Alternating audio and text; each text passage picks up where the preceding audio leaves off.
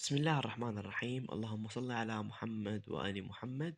السلام عليكم ورحمة الله وبركاته طلاب المدارس والأساتذة. بالنسبة لإعلان موعد بدء العام الدراسي الجديد 2025-2026، وزارة التربية أعلنت بشكل رسمي موعد بدء الدوام الرسمي. راح يكون موعد بدء الدوام الرسمي يوم 21/9/2025، حيكون يصادف يوم الأحد. أما بالنسبة لموعد بدء العام الدراسي بالنسبة للملاكات اللي هم الموظفين والمعلمين والعاملين والأساتذة والأستاذات، راح يكون يوم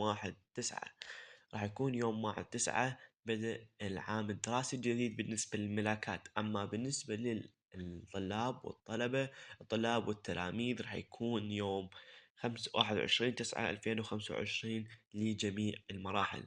بالتوفيق لكم على طلبتنا الأعزاء، بالتوفيق للأساتذة الكرام. لا تنسون تشتركون بقناتنا على التليجرام، راح يكون الرابط مالته بالوصف.